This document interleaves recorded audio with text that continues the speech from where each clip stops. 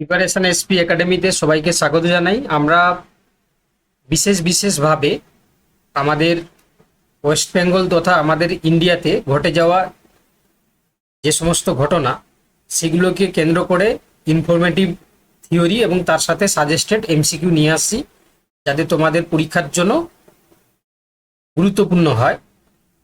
যে জিনিসগুলো মূলত আমরা কোনো বইতে বা কোনো জায়গায় ইনফরমেশনগুলো পাই না, সেই ইনফরমেশনগুলো তোমাদের সামনে লাগাতারভাবে এই ধরনের ইনফরমেটিভ ভিডিও নিয়ে আসার চেষ্টা করছি এবং পরবর্তীকালেও এরকম আসবে।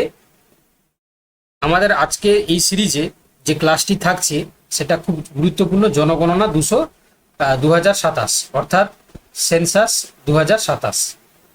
তো দেখো, এই সেন্সাস 2027 সম্বন্ধে আমরা বিশেষ যে গুরুত্বপূর্ণ ইনফরমেশনগুলো দেখব। দেখো, ফার্স্ট আনঅফিসিয়াল সেন্সাস যেটা হয়েছিল আমাদের ভারতে 1872 সালে লর্ড মেয়ো শাসনকালে ভারতে প্রথম আংশিক এবং অসংগঠিত জনগণনা পরিচালিত হয়েছে। প্রথম পূর্ণাঙ্গ জনগণনা যদি আমরা দেখি সেটা 1881 সালে লর্ড রিপন মেয়াদের সময় পূর্ণাঙ্গ 10 বছর অন্তর জনগণনা শুরু হয়।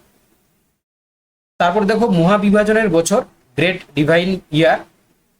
তারপর দেখো, এই যে 1941 সালে জনসংখ্যার বৃদ্ধির হার ঋণাত্মক হয় 1921 সালকে আমরা ইয়ার অফ দ্য গ্রেট ডিভাইন আমরা বলে থাকি। ঠিক আছে, এই যে গ্রেট ডিভাইন ইয়ার, এটা বলার কারণ কি, যেহেতু দেখতে পাচ্ছ -0.31% ঋণাত্মক হারে বৃদ্ধি করার কারণে এটাকে আমরা ইয়ার অফ দ্য গ্রেট ডিভাইন আমরা বলে থাকি।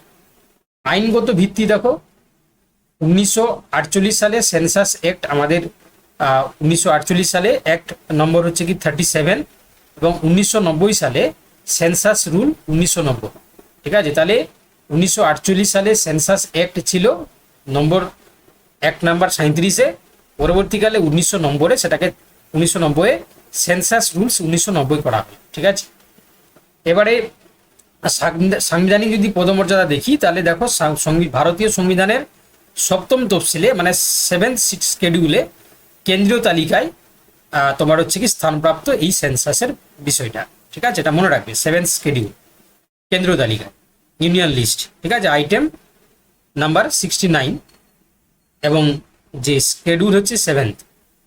এবার আমরা যদি দেখি জনগণনা সাপেক্ষে প্রধান প্রাতিষ্ঠানিক এবং প্রযুক্তিগত পরিবর্তন, ডিজিটাল পোর্টাল এবং মোবাইল অ্যাপ, প্রথমবারের মতন প্রথাগত কাগজ কলম বদলে অ্যান্ড্রয়েড সেন্সাস অ্যাপ এবং নাগরিক স্বগণনা সেলফ এনুমারেশন পোর্টাল ব্যবহৃত হচ্ছে।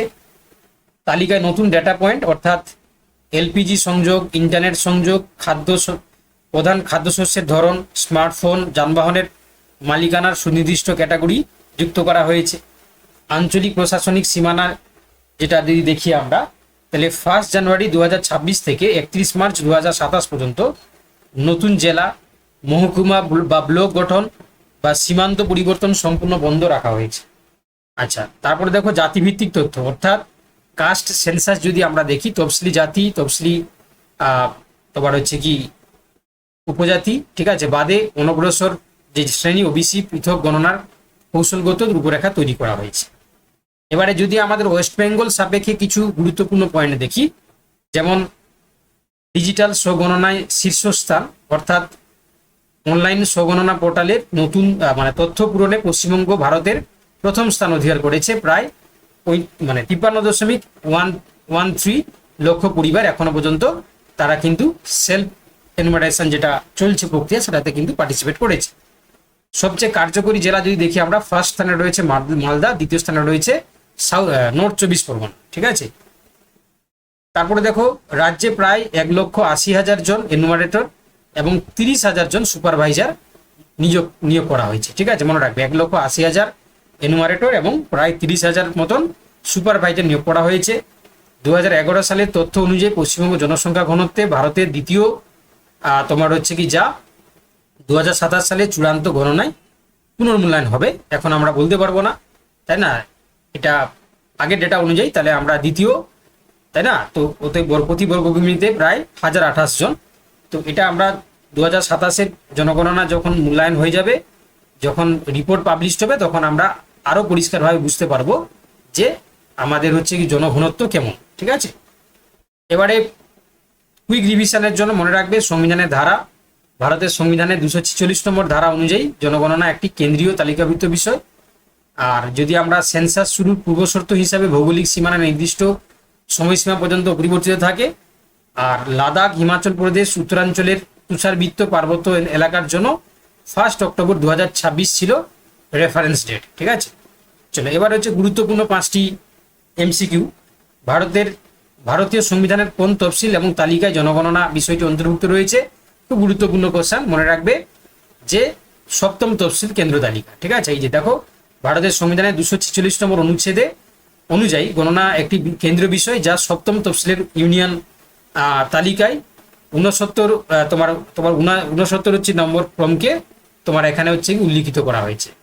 চলো কোশ্চেন নাম্বার 2, ভারতের তোমার জনমিতিক ইতিহাসে মানে ডেমোগ্রাফিক হিস্ট্রি কোন বছরটিকে year of the great divide বলা হয়? খুব গুরুত্বপূর্ণ কোশ্চেন। তো এটা 1921কে, তার কারণ দেখো দুর্ভিক্ষের কারণে ভারতের জনসংখ্যা হ্রাস ঘটেছিল, প্রায় -0.31% কিন্তু কমে গেছিল, তাই না? এই জন্য আমরা 1921 সালকে year of the great divide আমরা বলে থাকি।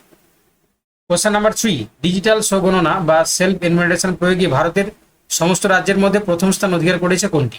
তাহলে এটা হচ্ছে তোমার দেখলে পশ্চিমবঙ্গ, তাই না? আমাদের স্বরাষ্ট্র মন্ত্রকের সাম্প্রতিক রিপোর্ট অনুযায়ী পশ্চিমবঙ্গ স্বগণনায় সমগ্র দেশে প্রথম স্থান অধিকার করেছে।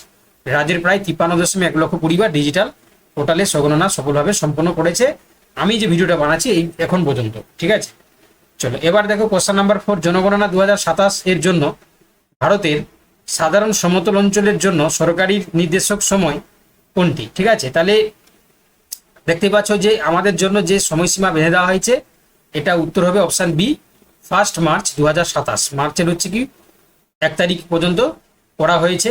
ঠিক আছে, তো এটা ভারতের সরকারের গেজেট অনুযায়ী, বিজ্ঞপ্তি অনুযায়ী এটা 1 মার্চ 2027।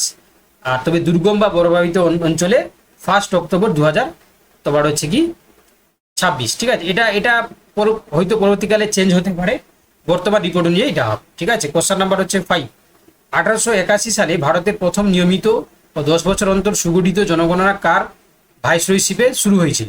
তো এটা তো বললাম রোড রিপন, তাই না? অপশন বি, এই যে 1872 সালে রোড মায়ার সময় প্রথম অসংগঠিত জনগণনা হলেও 1881 সালে রোড রিপনের সময় ভারতে প্রতি 10 বছর অন্তর পরপর নিয়মিত জনগণনা শুরু হয়। ঠিক আছে, তাহলে এই যে জিনিসটা আমরা উপস্থাপন করলাম, এটা WBCS, WBPSC, miscellaneous, UPSC, SSC মানে স্টাফ সিলেকশন কমিশন সহ বিভিন্ন যে পরীক্ষাগুলো, ICS, ICDS, তো এইগুলো জন্য খুব গুরুত্বপূর্ণ। যারা নতুন আছো তোমরা টেলিগ্রাম গ্রুপে জয়েন করলে এই পিডিএফটা পেয়ে যাবে। আর যারা একদম নতুন এই ভিডিওটি দেখছো তোমরা কিন্তু চ্যানেলটিকে সাবস্ক্রাইব করে নাও। আমরা এই ধরনের ভিডিও ফ্রিতে তোমাদের সামনে রেগুলার ভিডিও নিয়ে আসবো। ধন্যবাদ।